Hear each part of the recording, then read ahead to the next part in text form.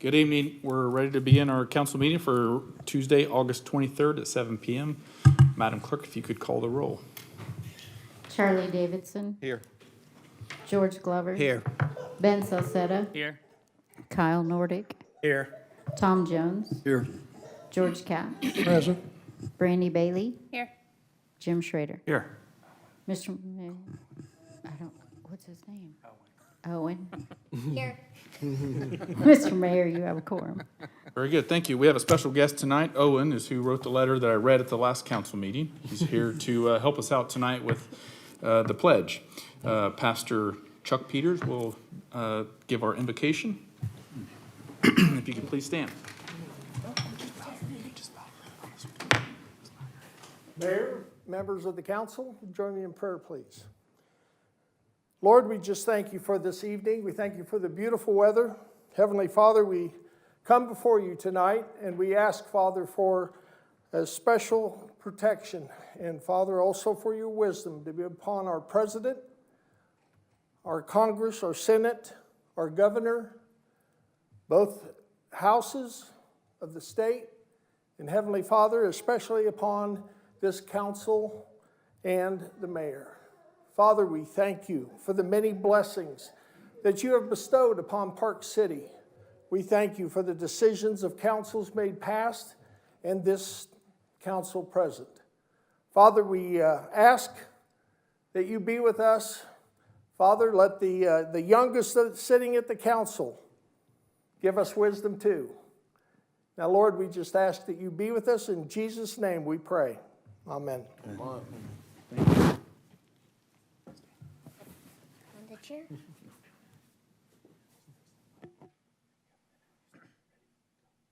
I pledge allegiance to the flag of the United States of America and to the republic for which it stands, one nation, under God, indivisible, with liberty and justice for all.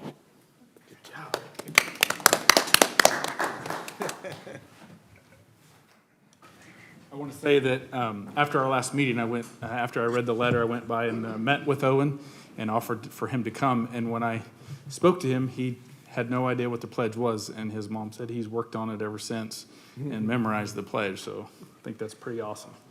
Thank you for coming tonight, Owen. Yep. Okay, we'll start with approval of the agenda. Do I have a motion? Ben? Yeah, so moved. Charlie? Second. See no further discussion. All in favor? Aye. Opposed? Motion passes 8-0. Have no awards and presentations. Have nobody signed up for public forum?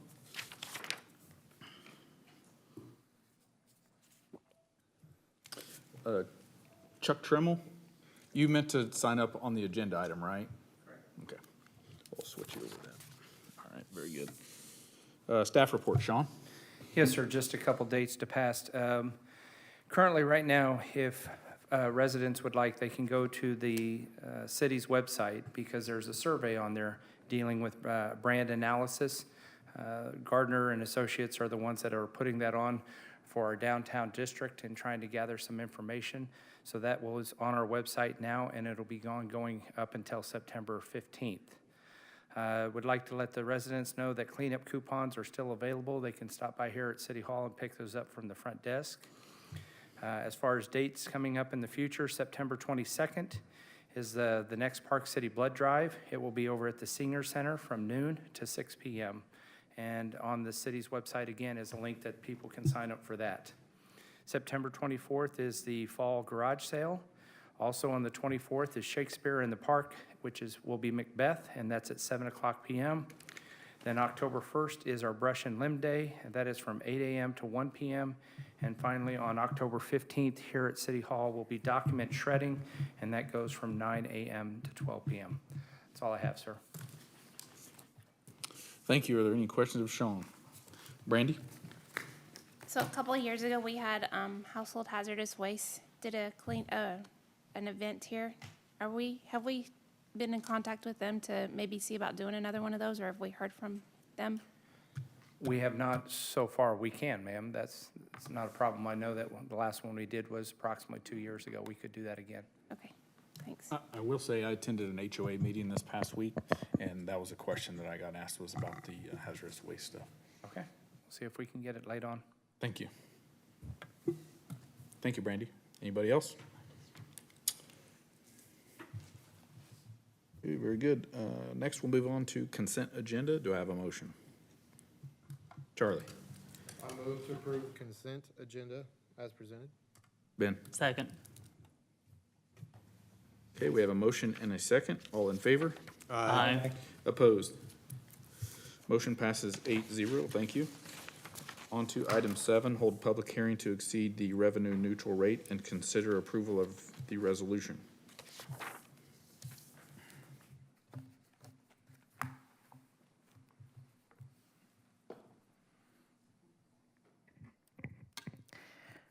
The combined notice of hearing to exceed the revenue neutral rate and budget hearing was published in the Ark Valley News on August 4th.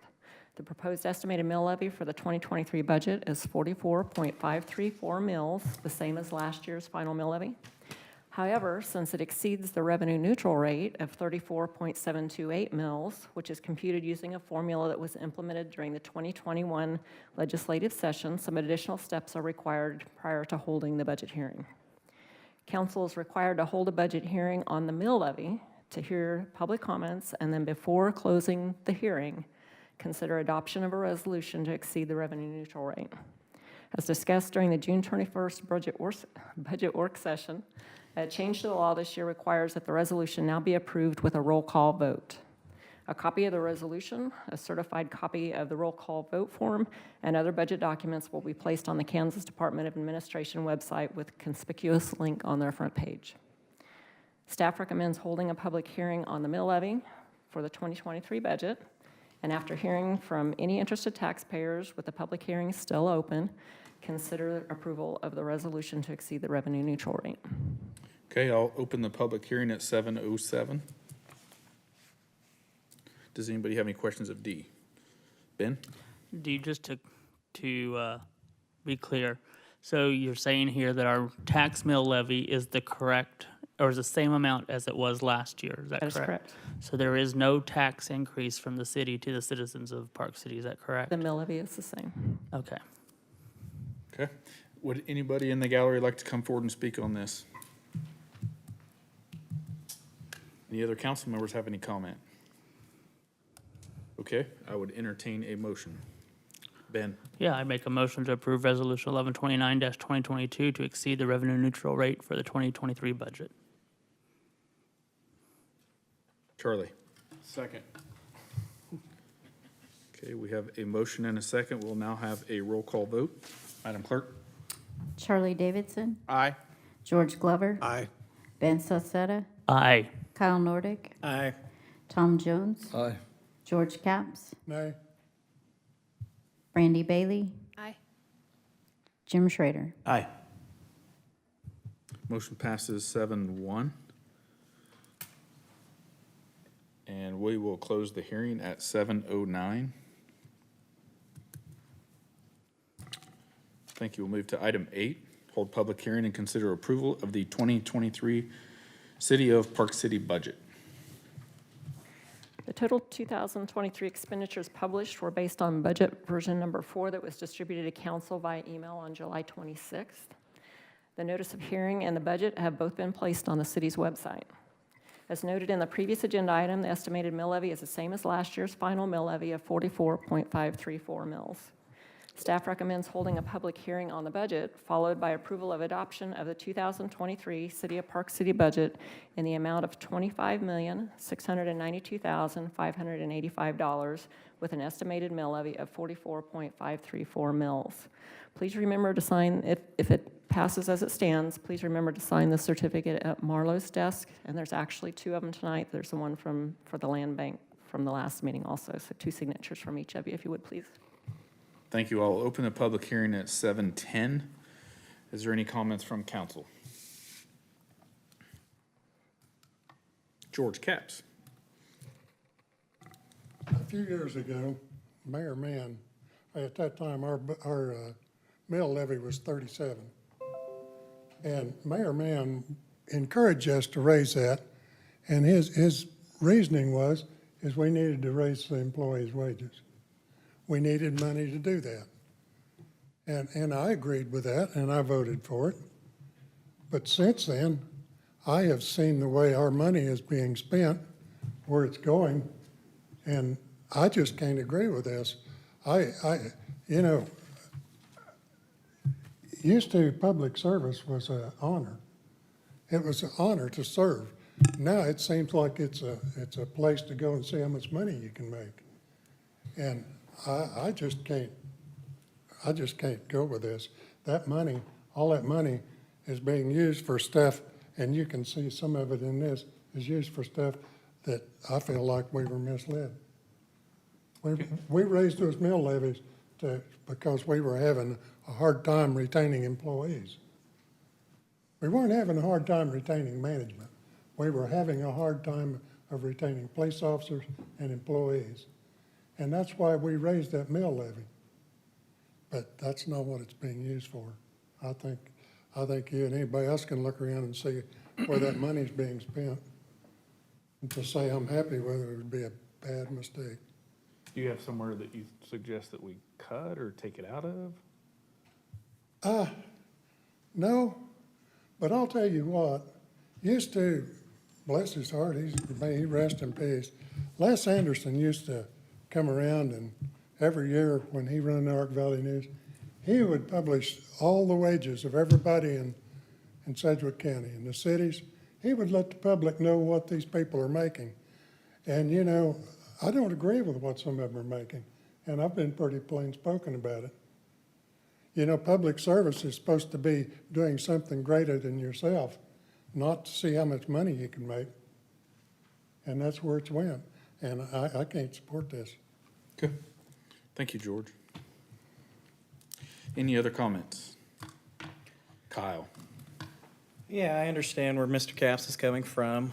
And while I do approve of that 2023 proposed budget, I do take exception with the addition of the administrative position within Public Works. The division has experienced a high level of turnover and needs to be stabilized, I believe, before the addition of another administrative position takes place. In times where we are raising rates for services, the additions of positions should have measurable outputs that directly affect the levels of service to our citizens. Writing specifications, conducting inventory, and other various office duties that were utilized as a justification for the addition of the position, I just feel doesn't meet the need for that. I do want to thank you, Dee, for you and your staff on compiling this year's budget. But I just do want to say that altogether, I think that going through the budget process with this city went relatively smoothly. I always come back to a saying that was told to me back when I first started my career, and that is continuous quality improvement. Never quit striving for perfection. So for that, in the 2024 budget process, I would like to see more opportunities of public engagement, including town halls, budget simulators, and other various public engagement methods. I would like to see our process evolve to include performance metrics and benchmarks that assist in the decision-making process of prioritizing budget funding requests. And lastly, I would like to see a formal budget book be presented and published online. I do know that you published the 2023 proposed budget online, and I thank you for that. However, it is all just spreadsheets, and so if you've never been in the world of finance or public finance, it can be a little daunting to look through. But thank you, Dee. Thank you. Would anybody from the public or in the gallery would like to come forward and speak about this budget? Tom? I do have one comment, and I think I said something about it either the last meeting or the meeting before. And I agree with Kyle and George. But in reference to what George is talking about, we're actually collecting more and doing less as a city as far as giving back to the public as far as services. We don't mow ditches anymore. We don't trim trees anymore. We don't haul off down limbs anymore. There's a lot of things that we're not doing on a regular basis. I know some citizens that have called because wind damage on a tree blew some limbs down, and they dug them out the curb and asked the city to pick them up, and they said, no, we don't do that anymore. that individual can't do anything on her own, so she's got to find somebody else to do it. Just, we're doing less. And, Do you think we're doing less this year than we did last year? well, I drove down 53rd Street today, and it finally partially got mowed, but it But do you looks like. think last year we did No, more no, than no. we did I'm this year? saying it's been a trend over the last few years that we're doing less. Do you think there's any services that we did last year that we don't do this year? No. No, we didn't do them last year either. That's the problem. That's what I mean. Yeah, no, that's the problem. And I And will it's say, growing. in our budget hearing, I asked if anybody wanted to come forward, and I mentioned, because you've talked about mowing ditches, and you did not bring anything forward to add money to do that. Well, we put a pretty good chunk in there for things, so. But I specifically asked, if you want, that's the time to do budgets, that's the time to do sidewalks, that's the time to do mowing, that's the I time think to the do. money's already in there, we're just not doing it, okay? Okay. Thank you, Tom. All right. Ben? I appreciate the comments that have come up to this point here.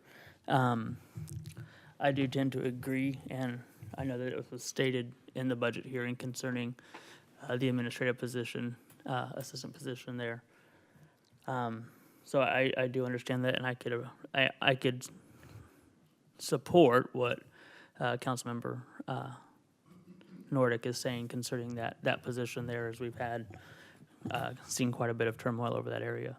I do think that it is somewhat of a subjective term when we say that we're doing less and collecting more, only because we're talking about a town that has grown in size of population by 17% roughly from 2010 to 2020, according to census data.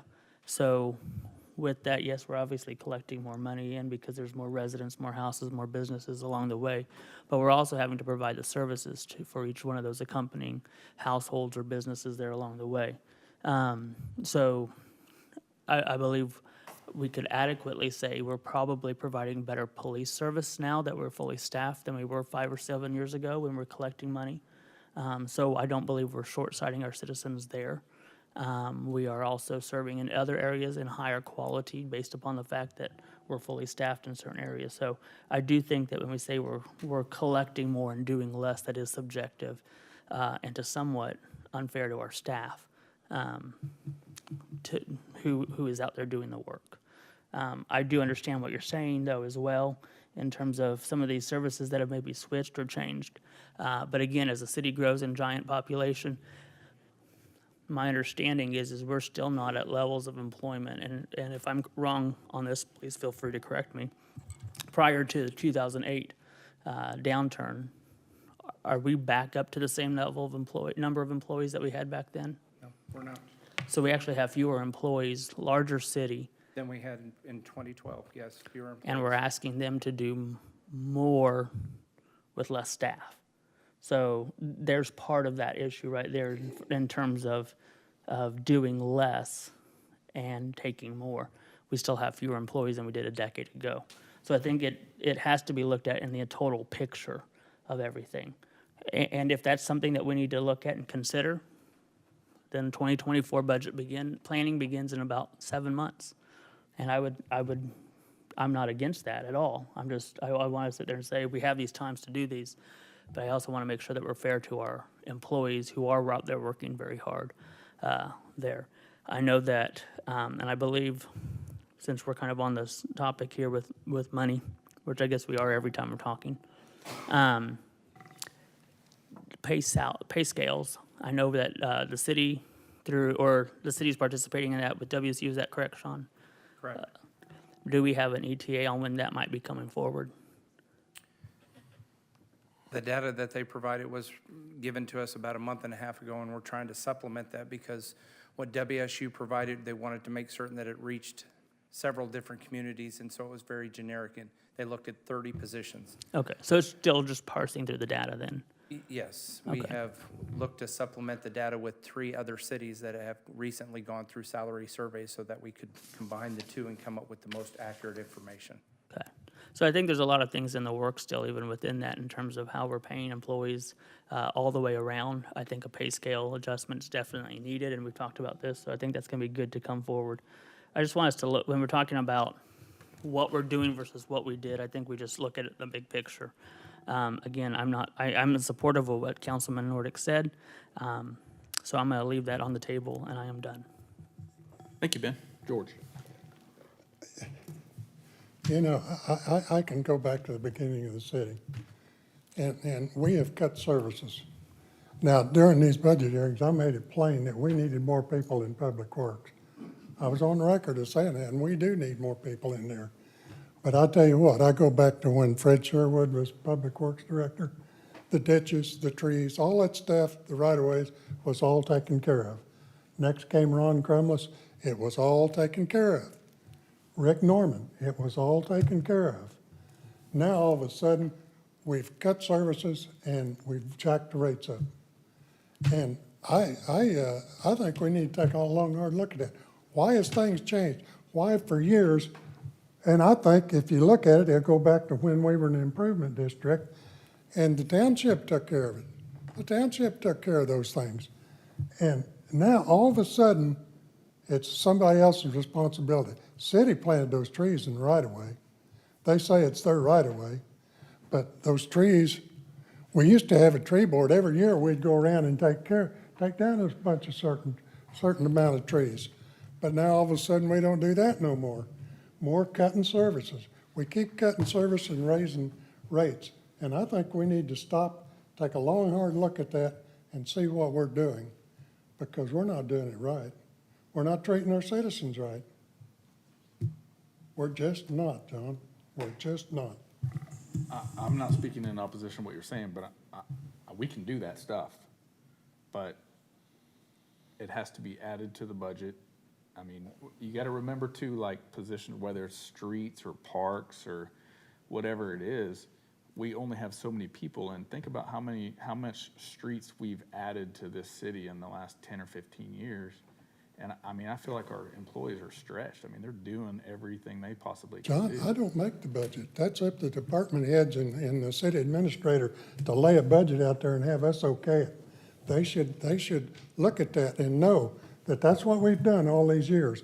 Just because they come here from another town and they maybe don't like the way we're doing things, that don't give them the right to change what we've been doing for years. It just doesn't. It's their place to bring that budget request to us for us to okay.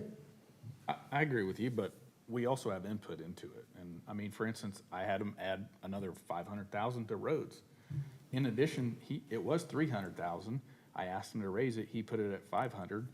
I said, I think we need to spend more money on roads. So we raised it to $1 million. Parks, I asked to add more money to parks. I mean, yeah, they brought us a budget, but this is for us. We're elected by the people, and that's when we do that. John, when I was chief of police, we didn't have a city administrator. I had to do my own budget. I had to present that budget to the council and ask for their approval. And I got grilled on some of it, and I had to justify it. And I think that ought to happen now. I don't understand why our services were cut. Who come up with the idea to cut something that had been that way from the beginning? From the beginning of this city, we'd taken care of those ditches and all that stuff, and who gives anybody the authority to stop doing that? Say all of a sudden, well, that's the citizens' place. I would say it was the council action at some time. It was like, we need to either raise taxes so that we can continue to fund doing ditches or mowing or whatever it is. I mean, it all costs money, and at some time, a council has directed that we're not gonna do that anymore. I have never been a part of that. If we want to change it back, I mean, that's our job. I mean, I don't remember us ever changing it, period. I never voted to make that the homeowner's responsibility. I never voted on anything like that. Somebody just decided that's what we'd do. are you talking about the ditches or the mowing? I'm talking about the ditches, mowing the right-of-ways, the whole 9 yards, taking care of the trees. I'm trying to remember it. Who made the 2019. decision? I never voted on that. 2019? 2019. And maybe it was a meeting that you weren't at. I don't know. That we had a motion to decide that all that was the homeowners and landowners' responsibility.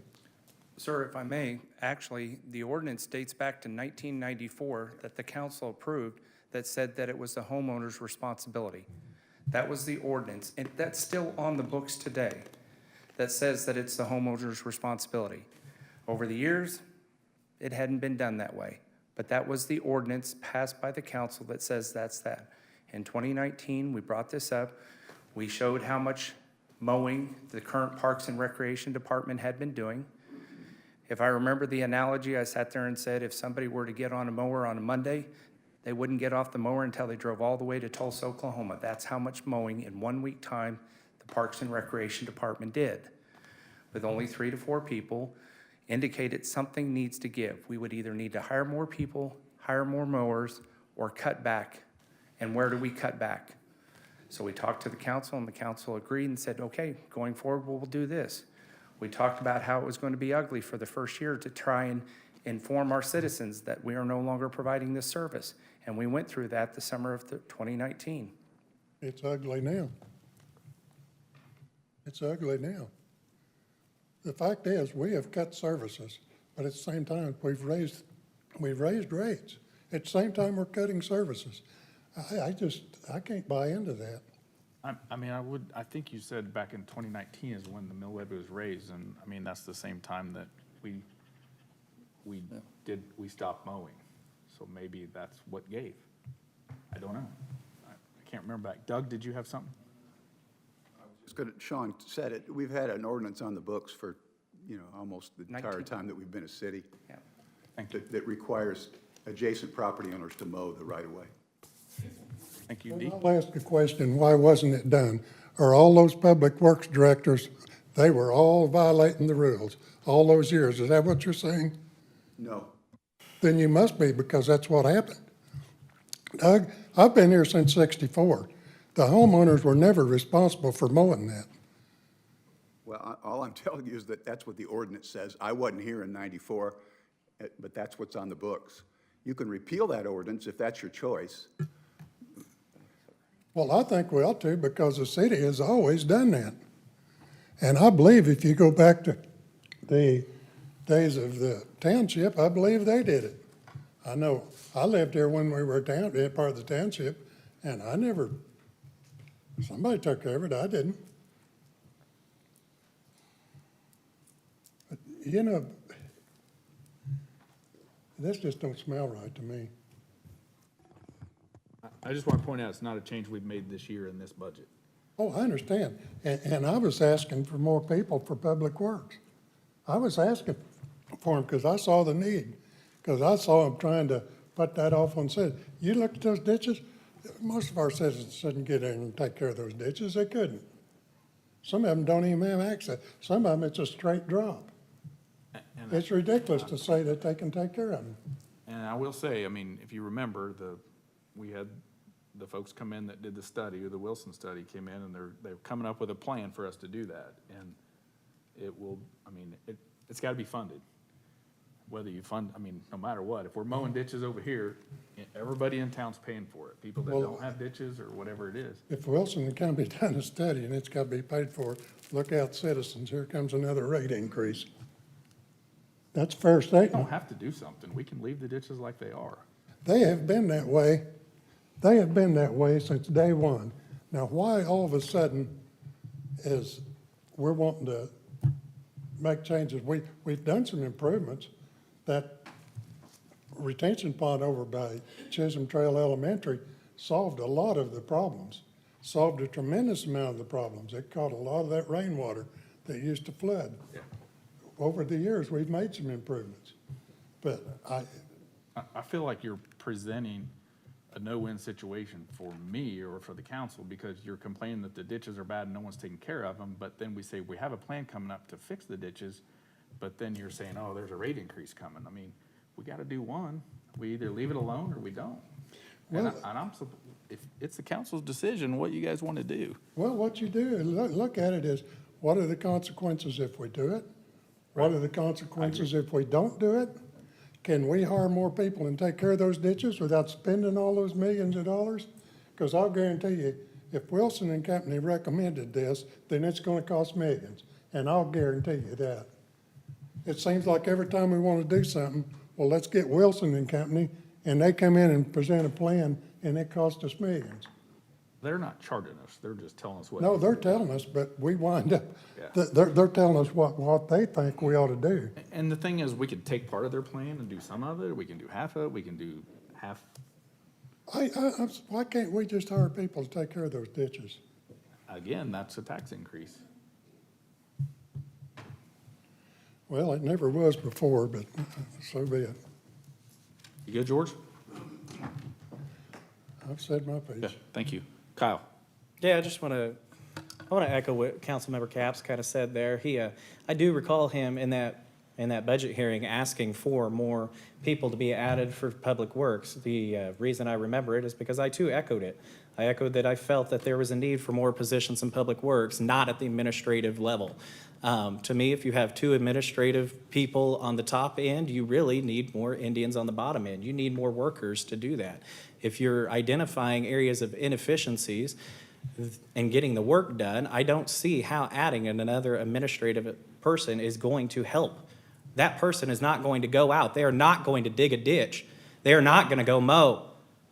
And so to be told that our idea of let's look at that, let's show me the hard statistical data, the money, the dollar figures that will say by adding an administrative assistant, I am going to save X amount of dollars and give X amount of outputs. That never came forward. Instead, Mr. Capps and I's voice was muted. And here we are today, never given the option to look at that to see if that was a viable option. That's all. Thank you, Kyle. Well, I've got a simple side of that. I don't think people give a damn what I think. Just to be honest with you, and I'm being plain honest, I don't think they give a rat's what I think. But I speak the truth, and if they can't handle it, so be it.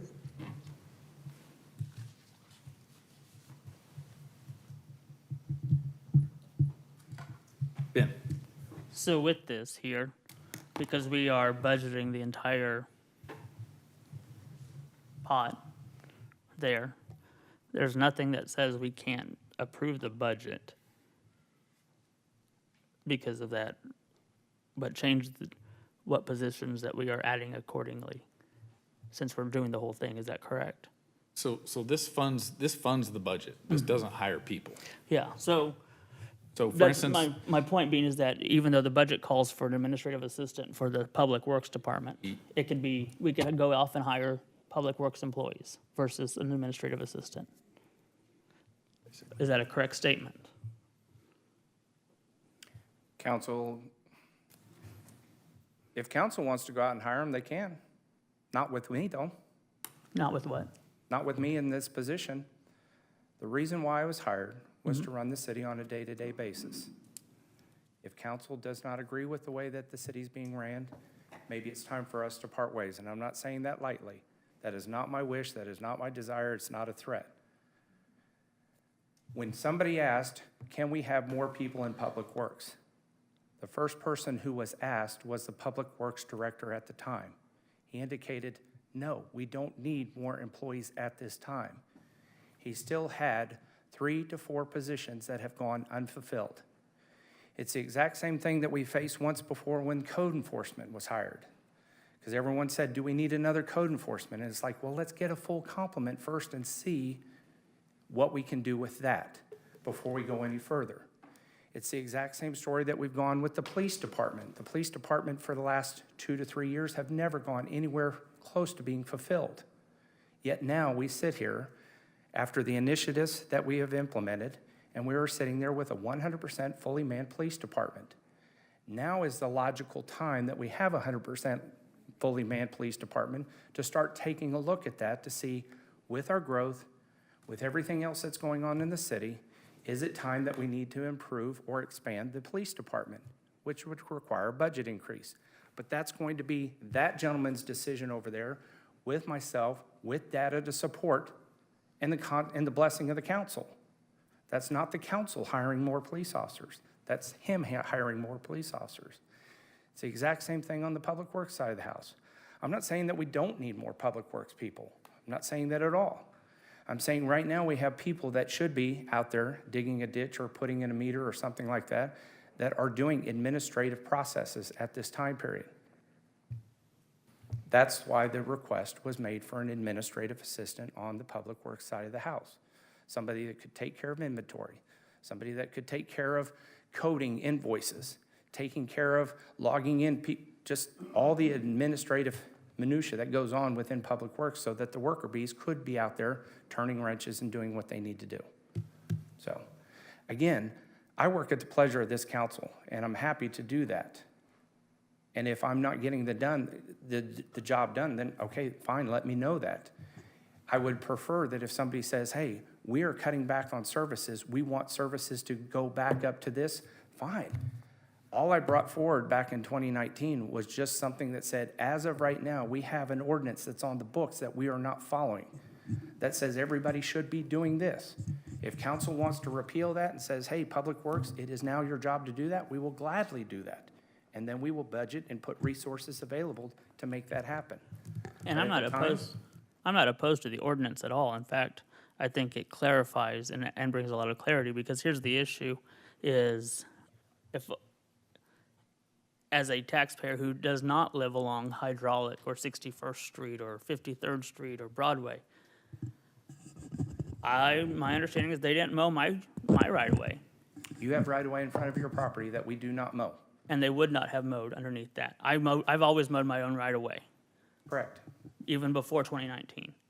So then we selectively choose who gets the tax benefit of having their right-of-way mowed, which is unfair to 95% of the citizens of the city. So I'm in favor of the ordinance there.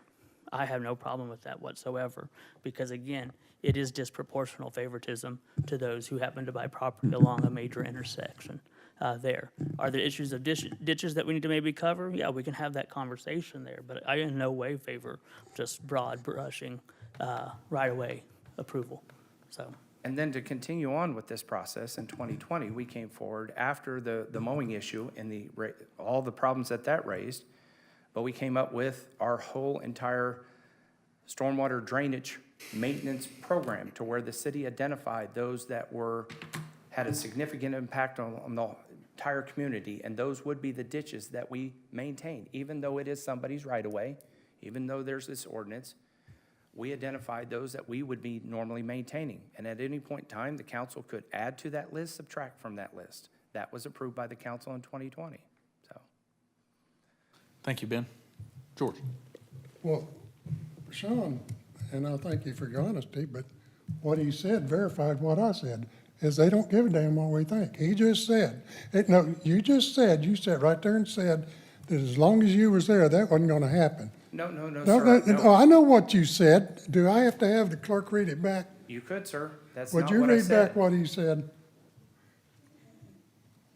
I did not write it down verbatim. Okay, well, what he said was, he talked to the Public Works Director at the time and said he didn't need him. So in fact, him and the Public Director overrode what the council wanted. So who in the hell's in charge around here, Sean Fox or this city council? I want an answer right now. Who's in charge here? I think it's important to remember that we hire department heads to run departments. And it's not our job to micromanage what they want. If we don't like what they're doing, whether it's the Public Works Director or the police chief or the city attorney, then we go elsewhere. But it is not our job to say you need another police officer, or you need any more Public Works folks, or you need this. It's their job to run it. I understood what he said. He's not gonna put more people in Public Works, and he's not gonna mow the ditches. Is that correct? No, sir, that is not correct. Then what is correct? I said if council wants us to take on the responsibility of mowing the ditches and they direct that and they vote for that, I work for you, sir. If that's what you tell me to do, that becomes my mission in life, and I will do it 100%.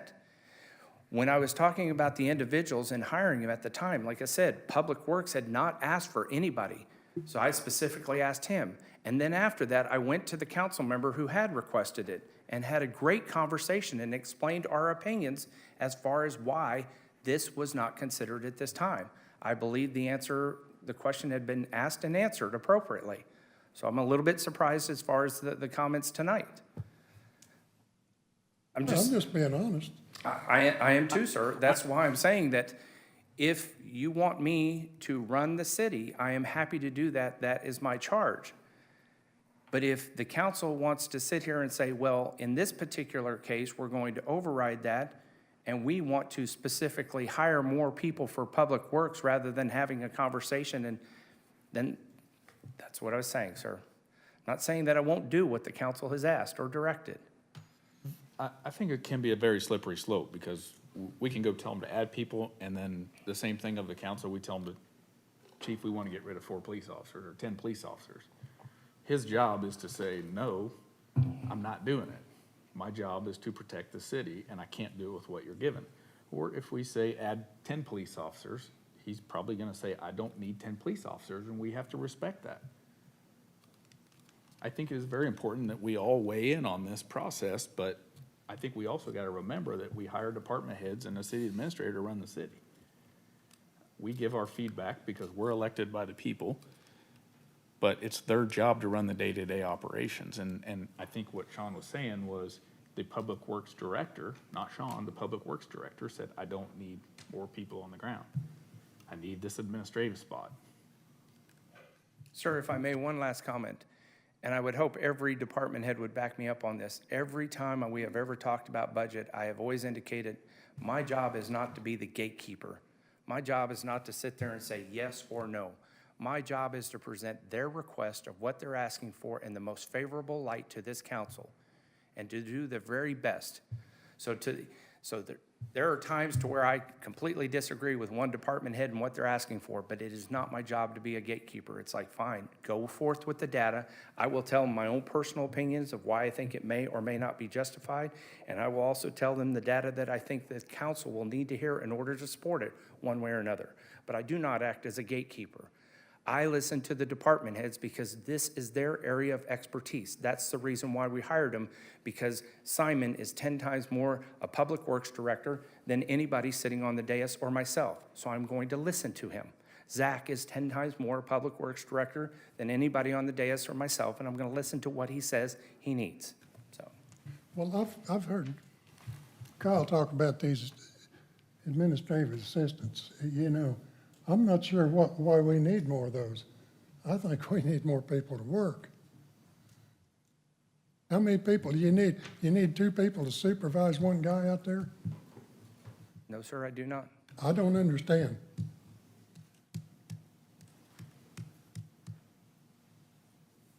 I don't understand this administrative deal. And I've heard rumors, well, I'll leave that alone. Rumors are just that, rumors. I agree. Charlie? Sean, just out of curiosity, you said just a little bit ago that hiring this administrative assistant would free up some of the public works employees to be out doing the work that they're required to do or supposed to be doing. How many employees would that free up? Would it free up 1? Would there be additional that would be out being able to doing what they were actually hired to do? It's a difficult question to ask, just because of the fact the administrative assistants, the way the job description has been worded at this time, because again, this is just the budget, this does not hire anybody. We have already indicated when we presented the concept of administrative assistants going forward, that would still need to come back to council for ultimate approval at some point in a later date. Sure. But we do have a job description, and you can sit there and talk about that. When it comes to inventory, we have water and sewer parts that need inventory. How much does that involve of Kevin's time or Deontay's time? I don't know that, for example, to sit there and say, okay, I just know that those guys are the ones right now that are responsible for the administrative side of the house, because Simon or Zach were not going to do budgeting. So it would free up individual throughout the time. But I can't give you an exact answer of how many people. I do know that there's 4 people in water, there's 3 people in parks, or 4 people in parks and 4 people in streets. So in theory, there's 12 different people throughout the day that portions of them would be able to get back out in the field and do something that they weren't being called into the office to do administratively. You said 4? There's There's four four people different in staff. each department. Oh, okay, I see what you're saying, okay. And then the other question I had real quick was, like Ben was saying, I've always mowed my right-of-way and always taken care of my right-of-way. However, I know there is people that perhaps don't have family or they're elderly or not able to. Is there a process or an avenue they can contact the city to ask for assistance? Is there anything set up like that? Or have we ever done anything like that? I can't say we not done that before, because I think that's part of the reason why we were in this particular situation previously. Is somebody just kind of said, hey, at one point in time, let's not worry about all the businesses on Broadway, let's just go ahead and mow it. Which I always thought was a little bit off, because of the fact most of the businesses along Broadway are just that, businesses. People that should have money to pay to have their front yards or ditches maintained. Right. Very few of them were actual residential properties along Broadway. There are some residential, I'm not saying that, but most of them are commercial. I think over the years, people have just kind of said, hey, go ahead, Miss Gladys has a problem. Go ahead and let's take care of her, because there were times to where the mower blade would be put down, go a half mile, pick up, it was quote work, but it was a matter of not being done consistent. So that's why we brought it to the council and said, this doesn't make a lot of sense the way it's being applied. So perhaps we set up some sort of vetting process through an administrative assistant. Okay? I mean, that's an idea that I had that would serve maybe somebody that's elderly, that doesn't have family, that can't take care of it. So maybe it solves both, is all I'm saying. And Charlie, I do say that, like, when code enforcement gets involved, if there's violations of stuff, they do help find resources. Oh, okay. From other organizations in town to help folks get things like that done that are not able to do it. Right. Rather than just won't do it. Right. John, I don't think we're talking about residences. I think we're talking about like along 53rd Street and places like that. I don't think we're talking about right-of-ways in front of people's houses. Okay. We're talking about right-of-ways like along, Tom's talking about 53rd Street. Okay. I think we're talking about two different things here. Charlie, are you done? I am, thank you. Okay. Kyle? Yeah, Councilmember Davidson asked a great question here, and that was how much time would it take, or how many people would it free up in Public Works by adding the administrative assistant? And then your data to back that up was simply saying that potentially we have 12 employees that could be down for a period of time. Currently, do you know the downtime of said 12 employees to do the administrative work? No, sir, I don't. So we don't have a system of tracking hours of work orders that are being utilized for administrative work that would then transfer over to an administrative assistant position. No, sir, we do not. Okay, so then how can we stand before this council and ask this governing body to pass a budget that includes an administrative assistant position or funding for an administrative assistant position when we have no idea how much money we spend currently on overburdened employees to do administrative work? That's all I have. Tom? I just wanted to make a comment that was made earlier about Public Works and hiring a number of employees. I think that the Public Works Director at the time during our budget hearing said he was down 3 people and he wasn't going to ask for anybody else until he got 3 up to speed. Correct. So I wanted to kind of back that up. We all said we need more help, but he wasn't willing to ask for more until he got fully funded what he was already allocated. Correct. So, Thank you, I want Tom. to clarify. George Glover? Yeah, I appreciate all the work that you do, Sean. I went out and checked out a ditch, it was a couple weeks ago, on a resident that actually, she put an inquiry out for people to come and work on that ditch. I went out there and looked at that. It was pretty bad. The growth was pretty high. There were a lot of trees that were actually in the ditch that needed to be taken out. And I don't know how long we worked on that, but I appreciated the fact that she, as a citizen, worked on it. She was able to get, from what I remember, 4 or 5 people to help her at a job that would probably take at least 20 people to do it. But she, was hardworking at it. I also remember when we were talking about Public Works and the number of people that we have the positions that we don't have the qualified people to fill them. Is that correct, Sean? We have, at the time, 3 or 4 vacancies, that's correct. And then we talked about, and what we can look at is how do we get those qualified folks? And can we alleviate any of these problems that we have with ditches and getting work done by going after those qualified people? And I appreciate the fact that the police department is full. Since I've been around here, I've very infrequently seen the police force full, and I appreciate that. But now we have another issue with public works. So how can we best address that? And I think it comes from seeking those qualified applicants to fill those positions and alleviate some of the problems with some of these other areas. I think if we're going to have to look at that anyway when it comes to storm, when it comes to public works. So I would just as soon look at those areas and see how we can best address it. Well, and if I may, again, budget sessions were 4, 5, 6 weeks ago, and since that time period, we are down to 1 maintenance technician, and then as the entire council is aware, looking for the new Public Works Director. So we only have 2 positions in the Public Works Department that are unfulfilled at this time period. Police Department is fully manned. We're looking for a residential and building inspector and a code enforcement officer, and that's it. So we have made tremendous progress on hiring people here within the last 2 to 3 months. Thank you, Sean.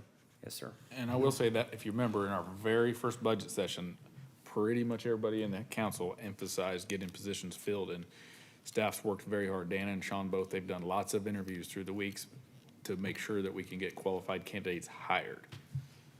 But the problem is, John, we saw the problem and we voiced the problem, but staff comes back and says they're not going to do it. Now, that's my problem. We saw the problem. We see the shortage. The council sees the shortage of manpower. I think staff sees that too. What do you, I'm sorry, I'm not following, George. What do you Well, mean? they're not filling those positions. They're trying though. I mean, we don't want to lower the standards. We want to make sure we still have quality people instead of lowering the standards just to fill them. And I'll tell you, the problem with filling positions is it's widespread. I ran into one of the lead news anchors for one of the news channels here in town this last week at the grocery store. And we talked about work, and he said they can't get anchors. They're having trouble filling their positions. I mean, it's everywhere. It's restaurants, it's automotive industry, it's everywhere. It's very hard to fill. And like he said, the maintenance position is the one that's not, I mean, I wouldn't say it's a overly highly technical position that requires education or a high skill set. And that one's been vacant. I believe Hunter's got the days exactly down of how long he's been working by himself. And it's just, I don't know. I wish I knew the magic way to fill positions, but I don't know about you guys, but my work is the same way right now. We can't get people. Ben. Yeah, I want to, there's a lot of things I want to say, but sometimes it's better not to say everything. I want to commend our city administrator for not saying everything that he probably wants to say either. I've sat in those shoes every month at a board meeting. I understand what that is like. I completely understand what was said concerning staff and whether it would be done or would not be done. I think that's, again, another unfair characterization to say that he said he would not do the directive of the council. But I think he's also heard some of the things that are concerns. And as we look at this budget right now, we are looking at approving a dollar amount that we have set aside there. I think Kyle, go back from calling him Kyle to Councilman Nordick. So, but I think he's made a very articulate and eloquent and purposeful comment concerning the metrics in which we were used for adding additional staff. And while tonight, you're right, we're not hiring a single person tonight. We are approving budget money that is allotted to hire positions. And maybe that is something that we have as we ask, if we're going to be adding new positions within that there is some sort of metric that is provided that proves the need for this there. Because again, while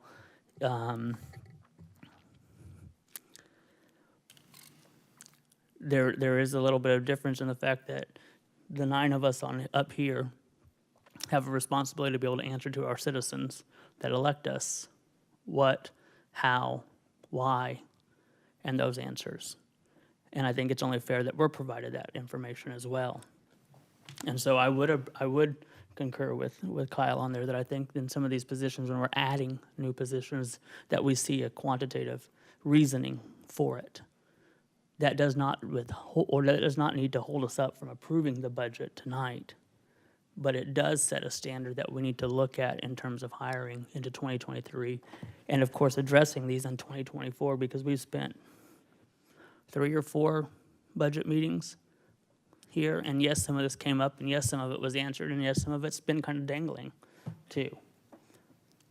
But tonight, to do what we need to do is simply just pass the budget.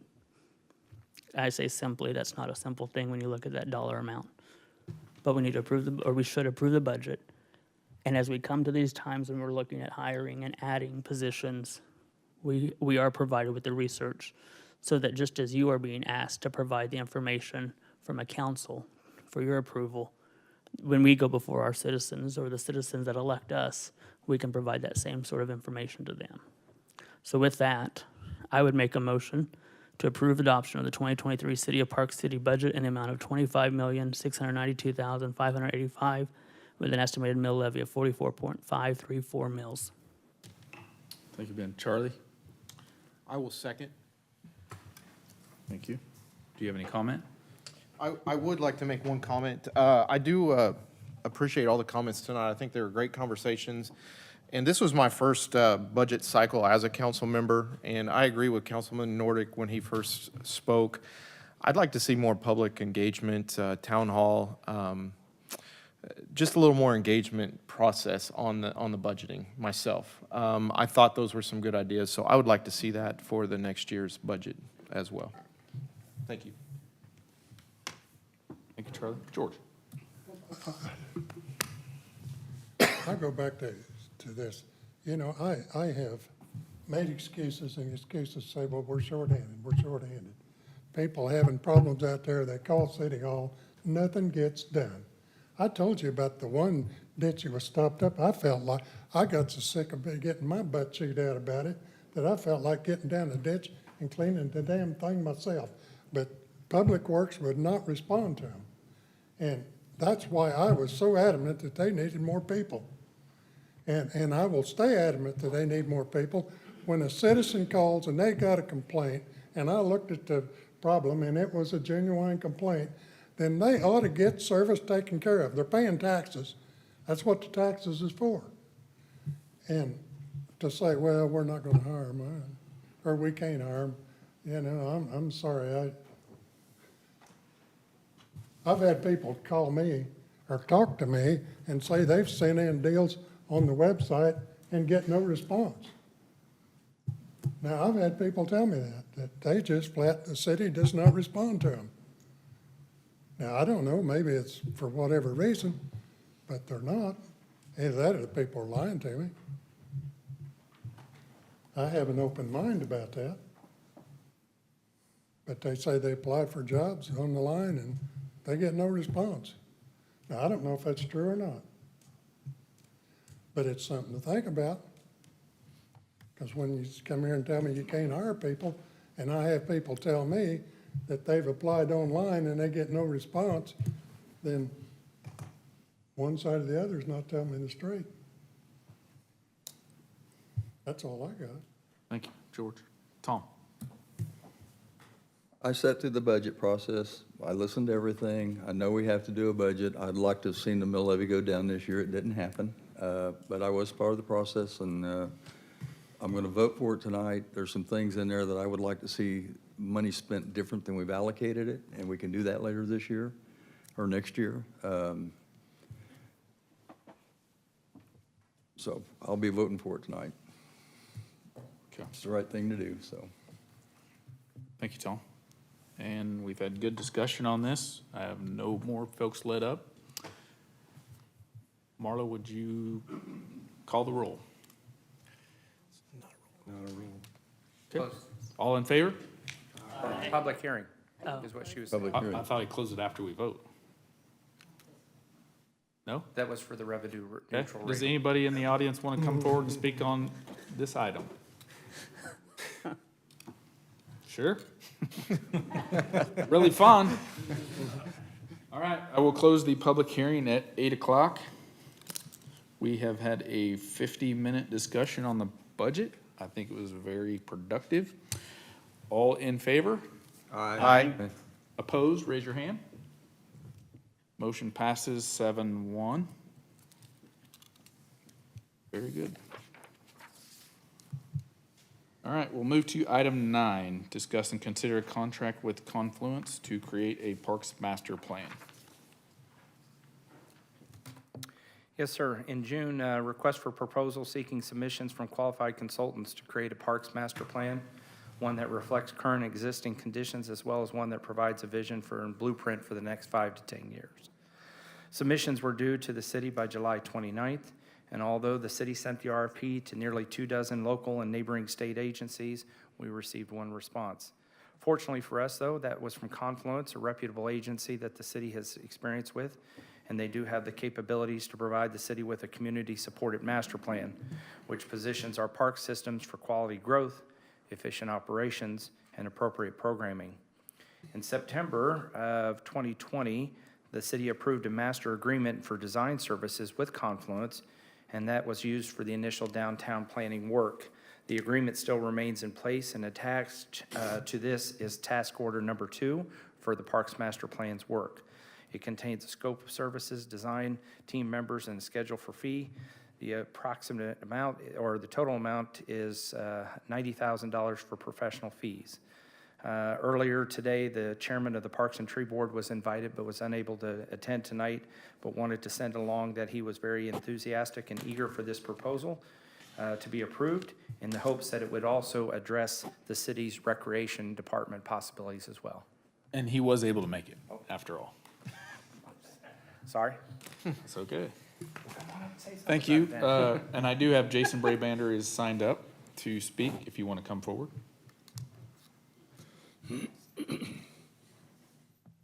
Thanks for coming tonight, Jason. And thank you for having me. We, as a park board, agree that we need a master plan. Some of the examples we've seen from Confluence, Derby, Garden City, similar kind of city to Park City. And the ideas they have for them are very good. It's nothing that has to be set in stone as prices change, as ideas have to modify. But right now, we depend on the city staff and as they're out in the parks daily, mowing, doing whatever, they see this thing broken, they see that thing broken, and we say, okay, go forth, fix, tear it down, whatever. But it's very piecemeal. We as individuals can come up with our ideas, but this is what they do. And Great. we're Park City. Let's have good parks. You know, we're a little hamstrung for the parks along Grove with the pipeline. Hat McLean's getting maxed out. Others have their issues. This would really help us push forward for the next few years. Thank you, Jason. Kyle. Yeah, I just want to say that I am thoroughly excited about this opportunity and believe that Confluence will knock it out of the park. If I'm not mistaken, we've worked with them in the past, and they did a fine job at that. I do want to ask Mr. Administrator in Task 1.1, it does talk about a kickoff meeting with city staff to confirm project goals, objectives, and expectations. Is this a meeting that will happen after you meet with the stakeholder group and council to identify what your goals are for this master plan, or does staff already have that all in mind and is ready to hit the road running in September? It will be a meeting that will include the Parks and Tree Board members as well. Okay. So with that, I'm going to move to approve and authorize the mayor to finalize and execute a contract with Confluence in an amount not to exceed $90,000 to be paid out of the general fund, Park Department. Ben's next. Do you have a second? Yeah, second for discussion, just real quick. I'm gonna echo. Was that good? Okay. Oh, yeah. I'm gonna echo what Kyle said, or, yeah, I did say it right this time. Kyle said, and appreciate Jason and Bruce and the work that the Parks Department has done, the work that the Parks and Tree Board Committee has done. You guys have put a lot of work into it. Just in my time serving with you all have been great. And I'm glad to see that we're moving forward with something. It's good to see Confluence involved because, again, they helped design the renderings for our downtown development area too. So this will work, it should work very well hand in hand. So I'm excited about this as well. Thank you. Tom? My concern is this is double what the park budget was a couple years ago that we're gonna spend on this. We've gone out and bought plans in the past, like the bike ped path several years ago. It's sitting on the table somewhere. We haven't done anything with it. Money's available. All we gotta do is ask for it. We haven't done it. Couple years is all spent out now, so it'd be like 3 years before we get any funding from the federal government on sidewalks now. But we have to ask for it. And I'm just thinking, we're gonna spend $90 for a Parks Department plan. Are we gonna shelve it or are we gonna do it? Are we gonna get it back and say we can't afford it? Because I know a piece of equipment for the parks, a slide might cost you $20,000, so, I mean, you know, it's not cheap. You're right. We just approved 300,000 for 2030. Plus, we added a lot of money to $500,000 to CIP. Those things can be used for parks. I understand, but I will tell you, I don't want to spend almost $100,000 on something and then not do anything with it. I totally agree with you, and I'll go back to Councilman Capps, who always brings up all the things that have been done, the campus plan, all these things we spend this money on and nothing happens. But I will say, the difference in the sidewalk plan versus this is the parks are funded by us. Right. We pick how much we spend on the park. So if Confluence comes back and says spend $250,000, it's our job to figure it out. Okay. Now sidewalks, we have to depend on someone else to help do a matching fund, so I Well, get what you're or saying. we pay 100% of it. Right. But we can pay 20% and get it done if we ask for it. And we're if not you doing that. remember, I believe we put 50,000 in sidewalks this year. 150,000 in sidewalks. So hopefully we'll jump on that this year. Missing my point. Okay. No, I'm just saying, if we ask for help through WAMPO, we can get 80% of it paid for on a sidewalk and bike paths. We have not done that. And the money's getting spent on down the road, and we're still not asking. So we have no plan to do that. Tell me what we need to do. We need a proposal together and submit it. Will you take the lead on that? I can work with the city on it. Okay.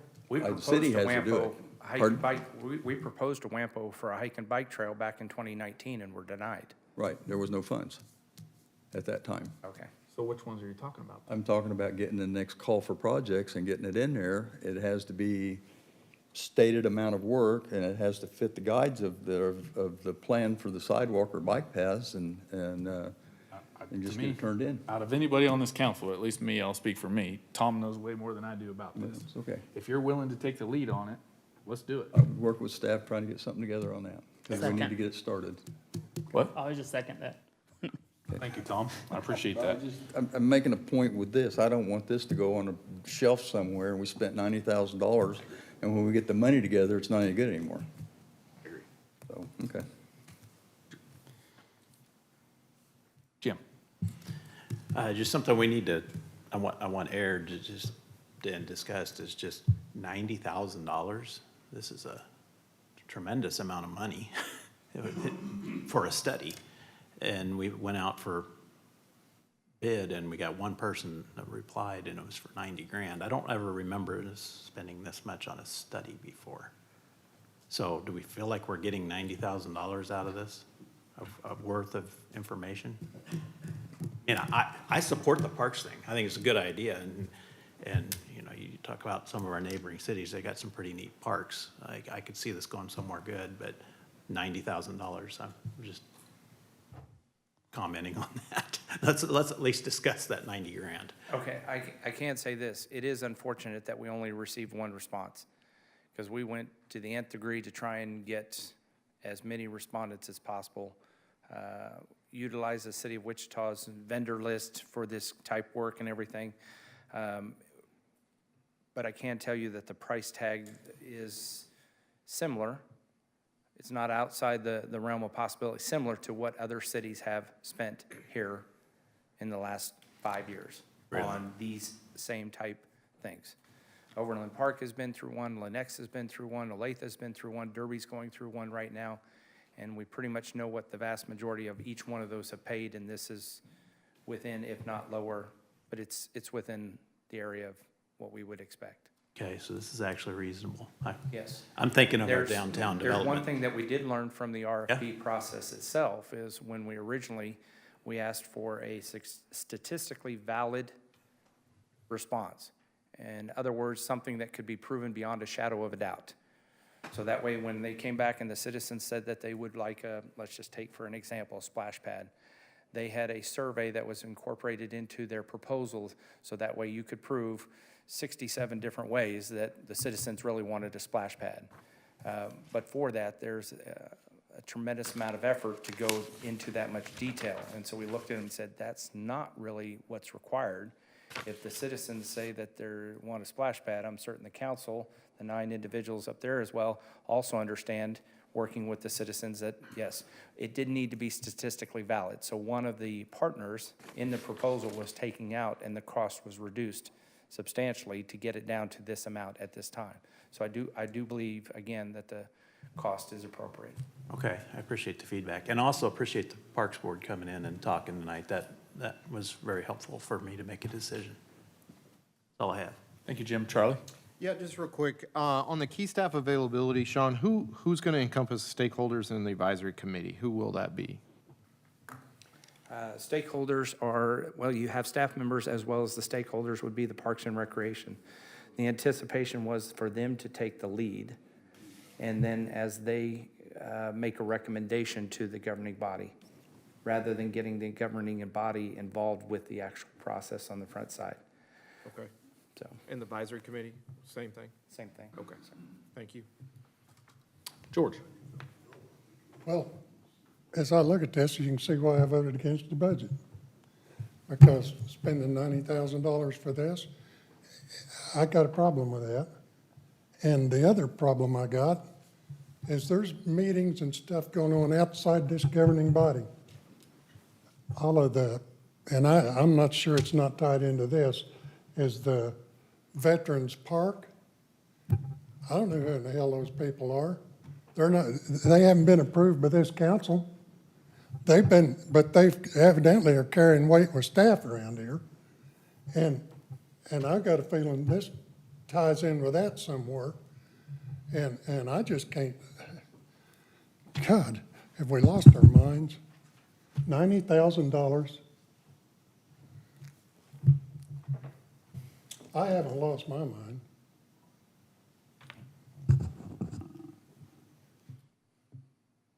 Kyle? Yeah, I know we're talking about this $90,000. Just to kind of bring this into perspective, City of Wichita recently did Confluence Master Plan for LW Clapp Park. That cost the City of Wichita $2.3 million for one park. So $90,000 for the amount of parks that we have in Park City, and to come out of this thing with a heavy plan, I think is very money well spent. And then I do want to extend a thank you to our administrator for working diligently to shave off some cost areas. So thank you for doing that as well.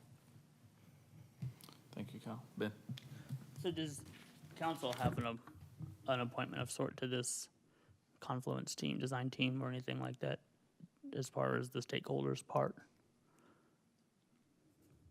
Similar to the downtown, the way I would envision it is similar to the downtown.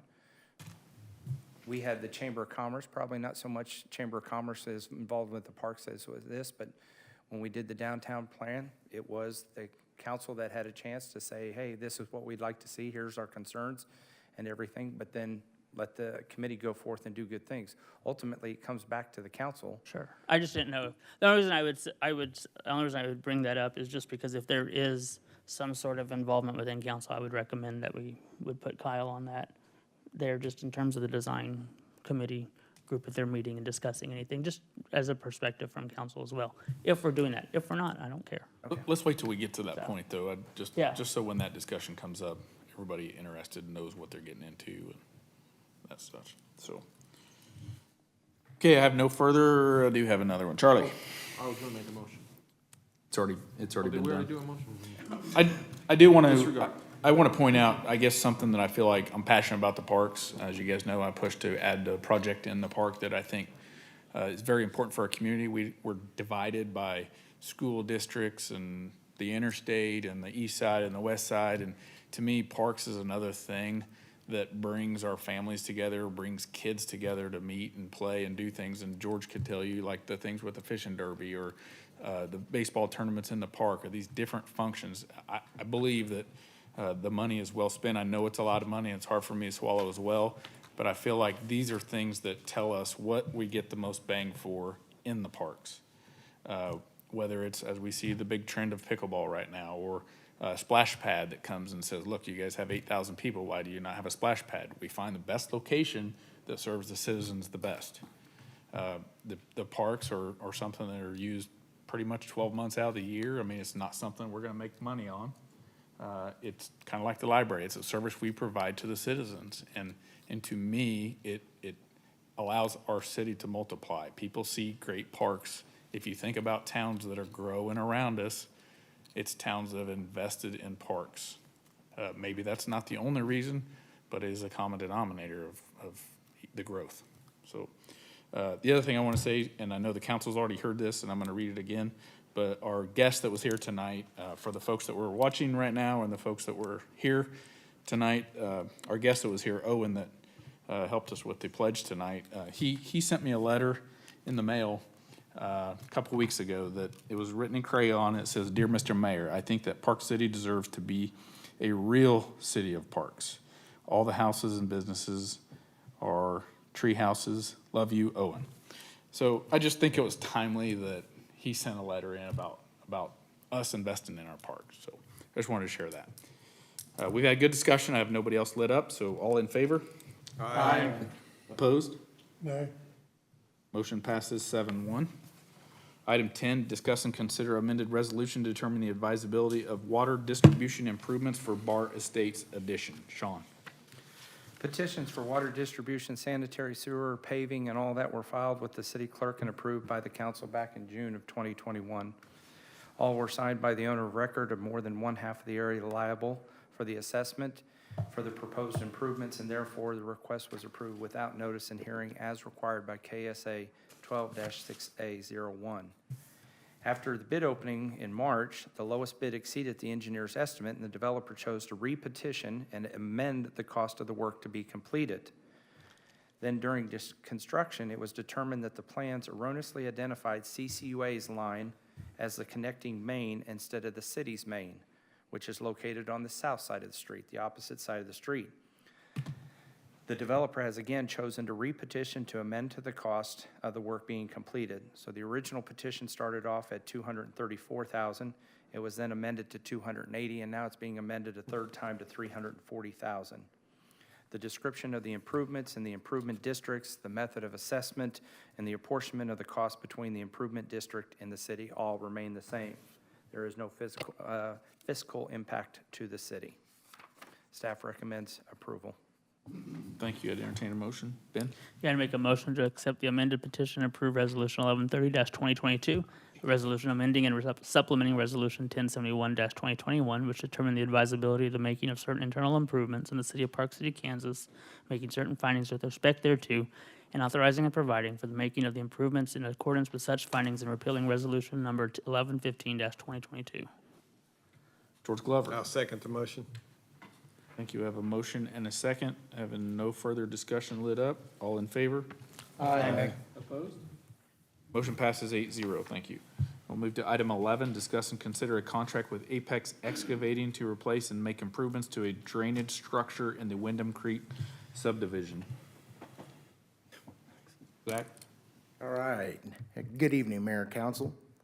In July, Council received a presentation from Wyndham Creek Homeowners Association regarding stormwater drainage along Steeds Crossing and Briargate. One of the items identified was a drainage structure behind 4681 North Briar Gate Court that was incorrectly constructed and that would require replacement. The project will require site clearing and restoration, removal and construction of a new manhole, replacement of 24-inch concrete culvert, pipe and end section, and 18-inch riprap to protect the outlet of the pipe from erosion. The engineer's estimate for this project was $23,280. However, on August 17th, a bid opening was held, and the lowest bid received was from Apex Excavating for $28,050. This is an unbudgeted item, and it's to be paid utilizing the stormwater fund. So, any questions, or, I mean, attached to it is the bid tabs and the plans for it, so. Kyle? Yeah, I do have a couple of questions for staff. One, the engineer's estimate's roughly about $4,700 lower than the proposed bid awarding. Did staff attempt to negotiate with Apex at any time to see if we can meet at that engineer's estimate? No, sir. Okay. Secondly, with the installation of this grate structure instead of the enclosed manhole, is this going to alleviate any of the flooding issues that occur in that area? And then also, who is going to be responsible for cleaning out of that structure? With it being a standard grate, I would imagine at time debris is going to get in there. Whose responsibility is that going to be to get out there, maintain it, and make sure that it flowed properly? Well, honestly, I mean, to answer that question, I really don't, this really isn't built to eliminate the flooding issues. It's for the erosion and to control the erosion issue for this manhole. And the cleaning of it, we'll monitor that as a city. And if it does need cleaned, but you'll notice built on it, it does have an outlet. So our our crews will get in there, and if it does need clean, we'll manage it. But what it may do, also, it may alleviate some of the issues because it does have the ground inlet. So, I mean, the erosion is going to be a lot better. This definitely going to be a better product, so. How long is construction going to take to get done? Ooh, honestly, I can't answer that. That's okay. Thank you, Zach. George Capps is next, but I want to ask a question so that you can see if you can answer it later on. The funding source, the Stormwater Utility Fund, is the fee that we've added? That is correct. The dollar per household per month generates approximately $54,000 a year. Is there another place we could get this funded out of? I'm just not, I feel like that money is for the ditches and the drainage areas, not repairing damaged infrastructure. It can come out of it can come out of the general fund, it could come out of MTBE, so. Okay, we'll go to George now. You answered my question. You asked my question. Tom? Well, my thing is that having seen where we're working there, will that include cleaning out that north end or the east end of the pond there where that drainage goes in? Because that is all silted in probably 20 feet or 30 feet out. I don't exactly know how in depth they'll go, but what they will do is they'll clear it out, and they will put some mesh material down. So I imagine there will be some cleanup, but I don't know to what extent. I know that they won't go in there and dredge out the pond, but they will clean it out, shape it up, put the material down, lay down the 18-inch, the riprap, so. There's quite a bit of material that's moved into the pond because of the situation that we've got there, so. Correct, and then as far as I know, I know that they'll clean that up, get that to where we're shaped up, but as far as I know, the pond itself belongs to the homeowners association, so. Okay. Then part of our thing, if they're doing an end section, are they gonna restrain that? If they run pipe out more than 2 lengths of pipe, they ought to be restraining the end section so it don't fall off like the last one did. Everything is going to be constructed according to the way our engineer designed it, so. Yeah, I would hope that's on there, okay. Thank you. Jim? I really don't have, this is fine. I was going to make a motion to approve it, but I think there's a solid question about what we're funding it out of. Save the stormwater fund for something else. I may throw out for discussion just a general fund, as this is a maintenance item. I'm just curious what everybody else thinks. I'm in the same camp. I feel like that stormwater money, or at least my belief was when we started that, and was for ditches, for improving the infrastructure of the existing ditches that are in bad shape in most areas of the core parts of town. I just feel like we need to find another funding source. I know this needs to be done, and I'm supportive of it, and I appreciate, they gotta send us an option of way to fund it, so I appreciate that, and I apologize. I probably should have caught this Friday when the agenda came out, and I missed that. Do we have any suggestions? MTBE?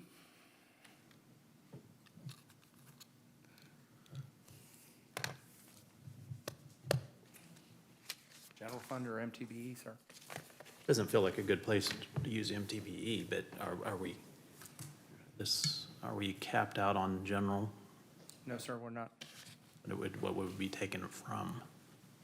Just the general fund. I mean, what other project? I'm trying to think through the When we current year's did, budget. for this year's budget, we budgeted the whole entire general fund, so it would not need to be amended at the end of the year if something came up. So in that particular case, you have a built-in contingency within this year's budget. So if council wants to identify and fund this out of the general fund for $28,050, there's, I'm gonna go ahead and make a motion to approve and authorize the mayor to finalize and execute the contract with Apex Excavating LLC in the amount of $28,050 to be paid out of the general fund. Brandy? Second for discussion. I just want to say that I agree with Jim. I don't feel like it should be funded out of stormwater. We need to use the general fund with it being a maintenance issue. That's it? Any further comments? All in favor? Aye. Opposed? Motion passes 8-0. Thank you. Discuss and consider a resolution reauthorizing the 77th Street project. Sean? Did I miss one? Missed one. this one, sir, number 12. Oh, gosh, all these, we have people here to speak on this. Sorry about that. Discuss and consider construction of a temporary road between Newport and Beaumont. Sean? Yes, sir. In June, staff was directed to seek estimates for construction of a temporary road between Newport and Beaumont Streets to help alleviate traffic concerns in Prairie Hills addition. Attached is an engineer's estimate to extend Newport Street 130 feet to the north, that is 31 feet wide, curb and gutter, to match the existing, and then 800 feet to the west, which would be 22 feet wide, for a total cost of $140,433.75. Again, it is as well unbudgeted, could be funded via MTBE or the Capital Projects Fund, given future authorization to issue bonds. Thank you, Sean. I do have Chuck Trumbull signed up to speak. If you would like to come up, Chuck. Thanks for coming tonight, and thank you guys for all of you for your patience and watching our budget hearing. Yeah, thank you. I'll try not to take up too much of your time. Basically, I'm not going to repeat anything that's been said in the past. We all have heard the concerns and complaints. There is 2 entrances and 2 exits per se. Unfortunately, they all lead to one intersection. That intersection has caused some problems in the past. It's been brought up in the past that there was a gas line leak at 2 houses, I believe it is, or 1 house east of that intersection, which basically blocked off the whole east portion of that neighborhood. I am the president of the HOA association for that neighborhood, and I've had a neighbor explain to me that when that intersection was closed based off of that gas line rupture, that they had to call in to work because they had no other way out. Obviously, that's not fair to them to have to call into work because they have no other way out. The other thing that was brought up to my attention at one point is a couple years ago, I believe it was 2 or 3 houses to the east of that intersection, there was a house fire. And when there's a house fire, they send the big fire trucks, they don't send the little ones. And at that time, I think there was only 1 cul-de-sac, which would have been Cedar Tree Court. And to see them big fire trucks try to turn around was kind of comical. It was almost not impossible to do. I've been there for 15 years. I've been there basically since the beginning of the addition, and when my son started kindergarten, there was no bus stop. because of the proximity to Chisholm Trail Elementary. School district said we're too close, the kids can walk to school. My wife fought for a bus stop in that neighborhood because they were expecting elementary age kids to walk either across Hydraulic and west through Village Estates to get to the school, or north on Hydraulic to 61st to get to the sidewalk to walk to school. And some of us in this room know that people on Hydraulic do not drive the speed limit. They drive well over the speed limit. And to ask little kids to walk that far created a hazard. The school district came out and did a study, and they made it a hazard bus stop. However, at that time, because there was only the one cul-de-sac, which is Cedar Tree Court, the school district said they will only make one bus stop, and that's at Kerman and Cedar Tree, the intersection that creates a lot of the problems, because buses cannot back up and they cannot use cul-de-sac to turn around. Now that the addition has expanded close to a half mile back to the east, that means more kids, more families, more kids, and those kids have to walk all the way to Kerman and Cedar Tree to catch the bus. Again, with more families moving in, there's more traffic going down Cedar Tree, and my house is like the third or fourth one east that intersection, so basically every car, every UPS truck, every FedEx truck has to pass by my house, and we're asking little kids to walk, potentially a half mile back to the west to the bus stop with all that traffic coming through. Money seems to be a hot topic tonight. $140,000 is not something to sneeze at. However, I think adding that extra road would eliminate some of the problems. It would give fire trucks and ambulances a place to turn around. It would allow the school district to restudy the neighborhood and possibly add an additional bus stop further back to the east so the kids don't have to walk so far. I know correct me if I'm wrong, but I think the long-term plan is the downtown district, Newport would connect to 61st Street. But how long would that be? Would that be 1 year, 5 years, 10 years down the road? Obviously, Beaumont's been a dead-end street for years upon years. I'm sure the extra traffic will generate more complaints, but that gives the school district another option for another school bus stop. It gives fire trucks and ambulances another option to exit the Prairie Hills addition. Not only that, but if they're on Beaumont, they have no way to get out of there except for backup, but this would allow them to come back through the Prairie Hills neighborhood to exit back out onto Hydraulic. So that we just ask that you take those into consideration, and we ask that you approve it, and if you don't, we will move on and live with it and wait for the downtown district to come through. Thank you, Chuck. Thank you. Brandy. I just want to thank staff for getting us this agenda item quickly. It was just a month or so ago that we heard more complaints, and we all advised you guys to please bring us something. So thank you for getting us something quickly. I think this is a good option, this temporary option, until we do get the downtown district. Hopefully that'll help alleviate some of the issues, and people will use this to enter and exit instead of just using that one entrance. So with that, I'll make the motion to approve construction of a temporary road between Newport and Beaumont.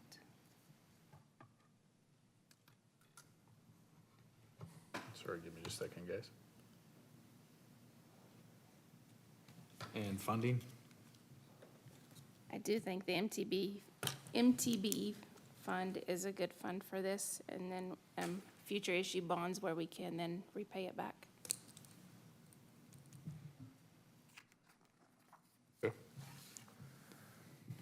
Jim? I'd second that for discussion. Curious to see what everybody else thinks about paying for it, but that seems logical.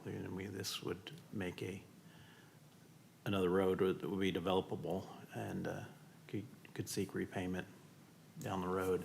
But I appreciate the neighborhood coming out and speaking. This was definitely an issue, and this seems like a logical way to fix it, and at least until we get the downtown development district a little further along. It's on the way, but I'm a little apprehensive about putting streets in there quite yet, because that's a lot more money. So it helped me to hear the neighbors say that this would work. So I appreciate that. But anyway, that's all I have.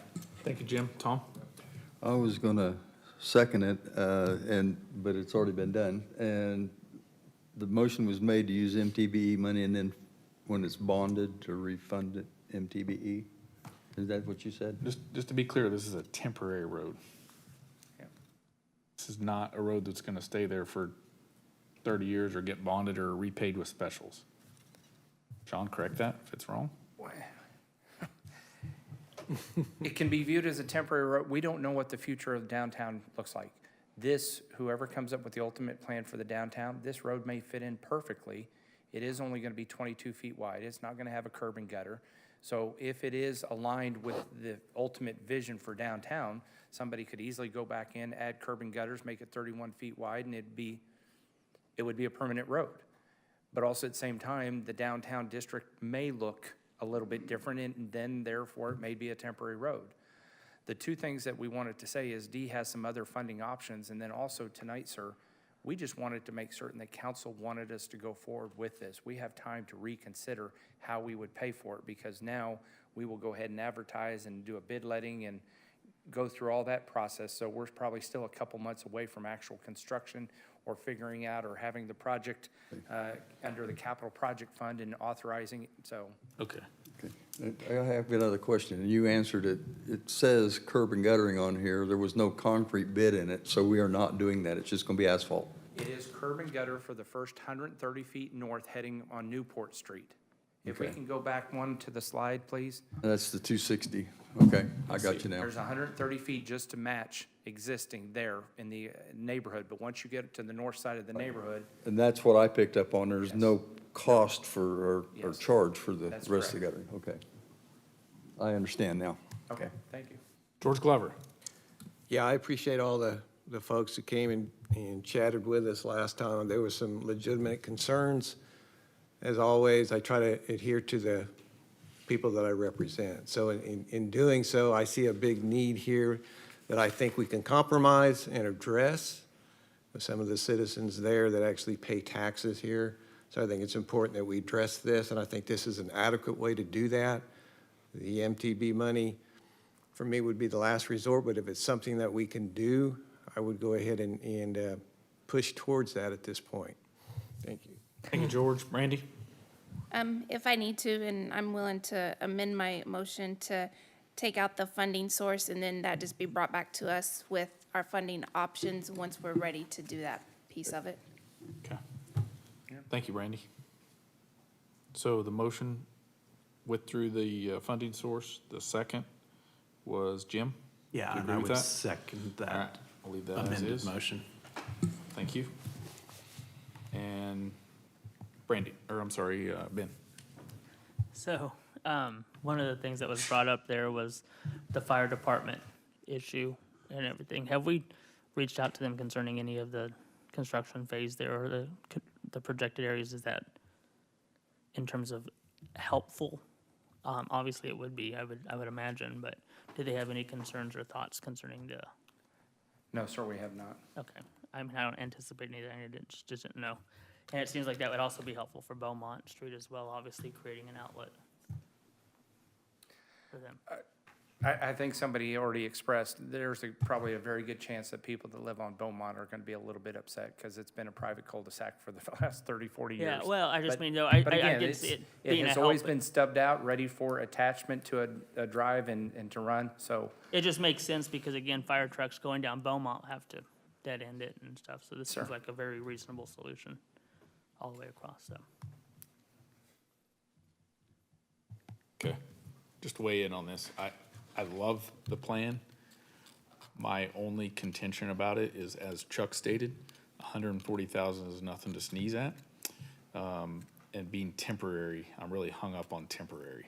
And as Sean said, if we see later in bids or whatever it is that we can determine that, yes, this could be permanent, my question would be this to Dee or Sean, because obviously when that develops as a downtown district, it starts getting, when roads go in, it attaches specials to it.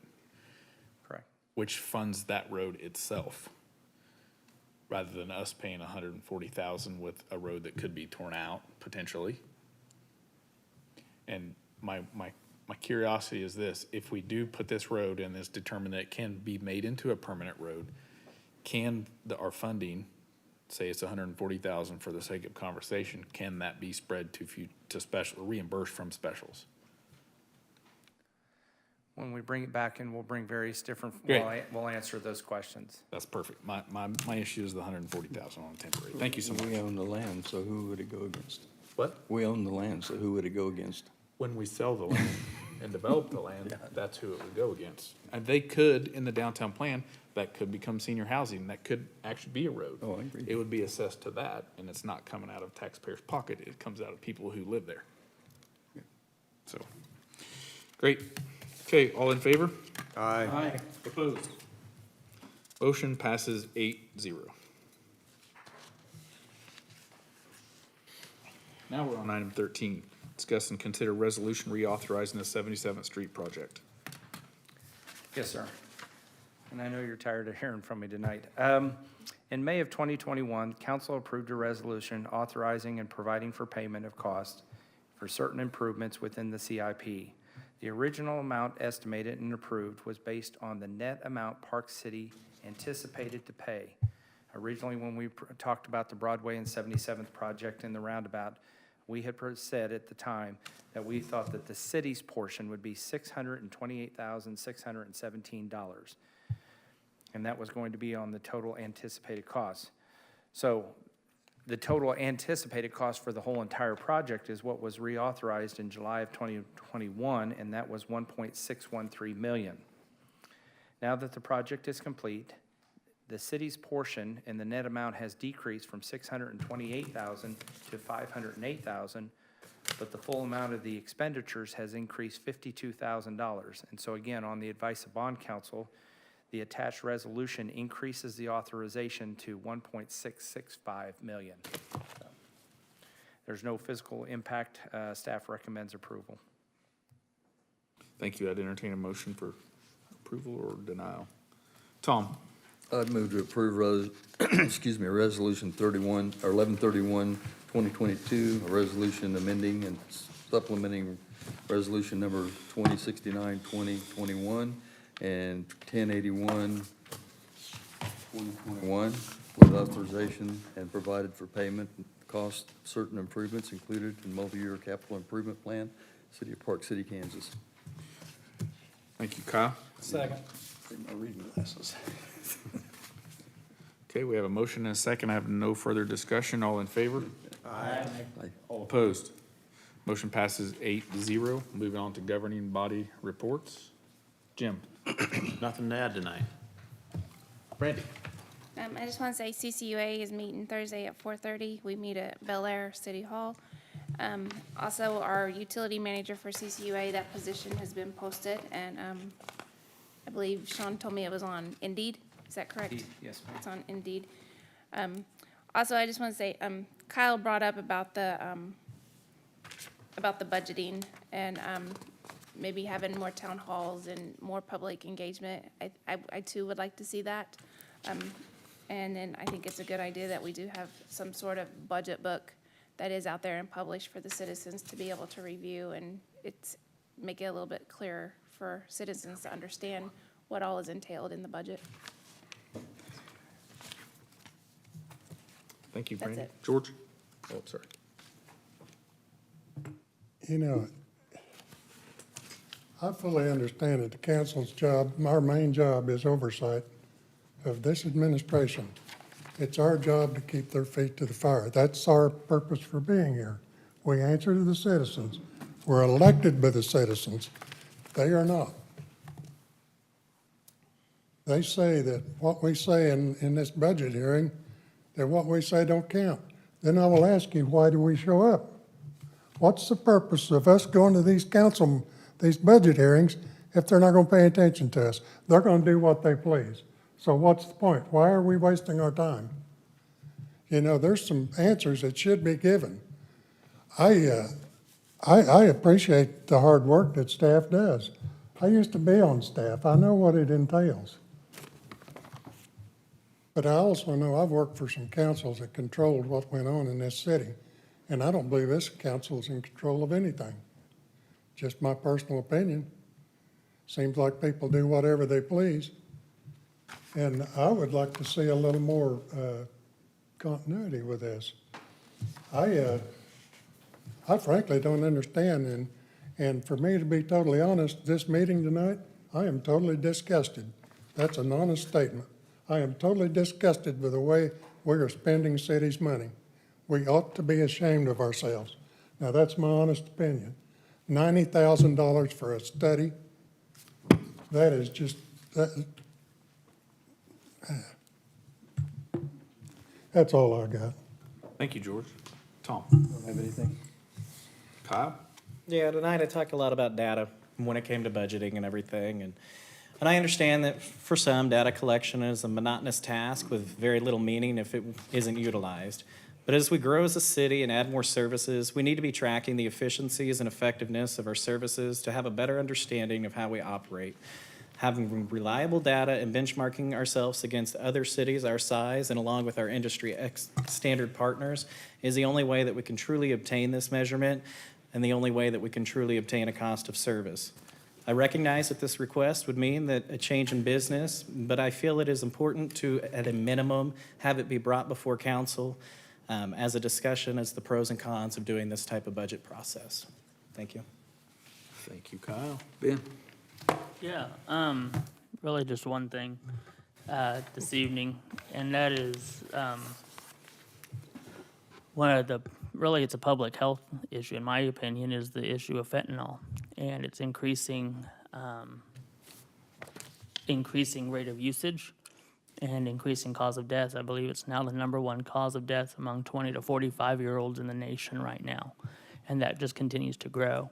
And it's an issue that needs raised at our state level because it is up to them to also help supply our first responders, our police department, our EMTs and such with the training and the resources necessary to handle this growing epidemic that's going on right now. And I would hope to see as we move past election cycles into 2023 and begin to govern on a state level, that they would take serious how we can most effectively tackle this issue of fentanyl and what it's doing to destroy lives across our cities and across our state and ultimately across our nation, because we are losing some of the greatest talent. We are losing some of the greatest talent right now because of senseless acts of drug use and then what all is entailed along with that. So I would love to see us, even as a city, maybe take the lead. I know that our mayor has mentioned several times that the not a League of Municipalities, but the county city, meaning SCAC. There we go. I knew I'd get to it eventually. Some of these issues, and I think it'd be important for us to lead on something like this because, again, it's a cause for concern in our city. That's it. Thank you, Ben. George? Yeah, I appreciate the good interactions tonight.